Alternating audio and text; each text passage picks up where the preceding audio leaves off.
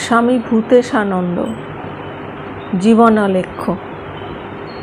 শাস্ত্রচর্চার পাশাপাশি চলছিল বিজয়চন্দ্রের সাধন ভজন।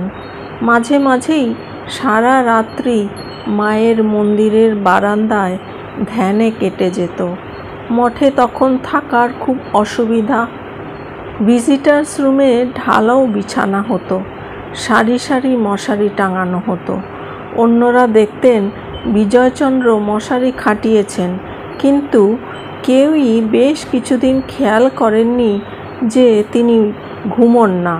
সবাই ঘুমিয়ে পড়লে তিনি নিঃশব্দে চলে যেতেন মায়ের মন্দিরের বারান্দায়।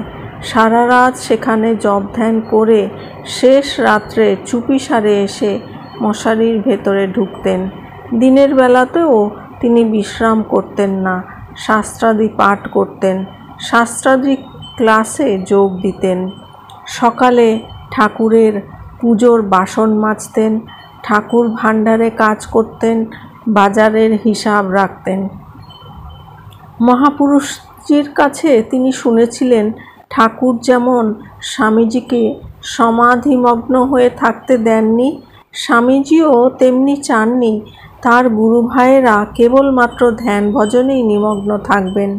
তিনি সবাইকে যেমন বিদ্যাচর্চায় অনুরাগী করেছেন, তেমনি আবার তাঁর কাজেরও সহযোগী করেছেন।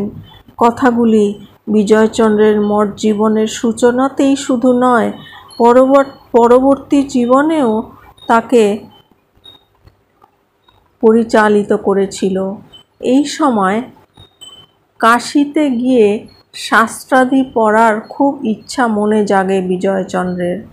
মহাপুরুষ মহারাজ তখন মঠের বাইরে রয়েছেন। উদ্বোধনে শরৎ মহারাজের কাছে গিয়ে বিজয়চন্দ্র বললেন, মহারাজ, আমি কাশীতে পড়তে যাব। শরৎ মহারাজ বললেন, কাশীতে পড়তে যাবে? তা বাপু, তুমি মঠে রয়েছ, মহাপুরুষ মহারাজের অনুমতি চেয়ে দেখো। মহাপুরুষ মহারাজকে চিঠি লিখলেন বিজয়চন্দ্র। তিনি উত্তর দিলেন, দেখো, কতগুলি ব্যাকরণ চচ্চড়ি হওয়া আমাদের উদ্দেশ্য নয়। তুমি যদি বেদান্ত পড়তে চাও, তাহলে তো মঠেই আমাদের ভালো পণ্ডিত রয়েছেন, তার কাছে বেদান্ত চর্চা করো। কাশী যাবার দরকার কি? মহাপুরুষজির ওই কথায় সঙ্গে সঙ্গে বিজয়চন্দ্রের মন থেকে ওই ইচ্ছা চলে গেল। পরবর্তীকালে তিনি বলেছেন, মহাপুরুষ মহারাজ আমাকে একটা দারুণ সংকট থেকে বাঁচিয়ে দিলেন। তখন ভালো করে বুঝিনি, পরে বুঝেছি।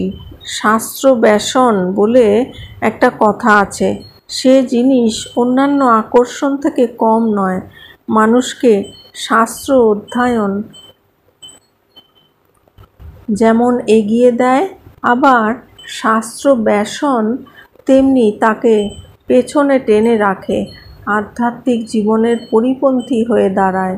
বিজয়চন্দ্র আরও বুঝেছিলেন যে মহাপুরুষজি বা ঠাকুরের অন্যান্য সন্তানরা বিদ্যাচর্চায় উৎসাহ দিতেন, কিন্তু সাধারণ বিদ্যাচর্চায় নয়। যে বিদ্যা সাধুর জীবনকে উন্নত করবে, আধ্যাত্মিক লক্ষ্যের দিকে এগিয়ে নিয়ে যাবে, সেই বিদ্যাচর্চাতেই তাদের উৎসাহ ছিল। বিদ্যাচর্চার মাধ্যমে আত্মানুভূতিই হলো প্রকৃত লক্ষ্য, এবং সেই লক্ষ্য ঠাকুর স্বামীজি আদর্শের মর্ম গ্রহণের মাধ্যমে আসা চাই। সেই মর্ম গ্রহণের উল্লেখযোগ্য সোপান হল কর্ম ও উপাসনা সম্পর্কে সম্যক ধারণা এবং উভয়ের সম্বন্ধ বিষয়ে সুস্পষ্ট জ্ঞান।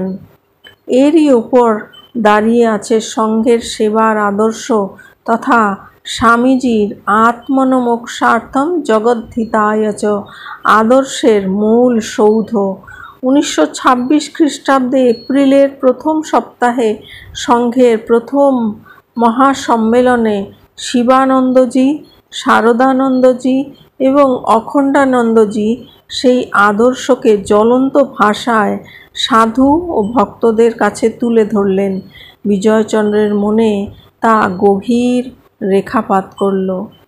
ওম শান্তি। शांति शांति शांति। हरि ओम तत्सत्।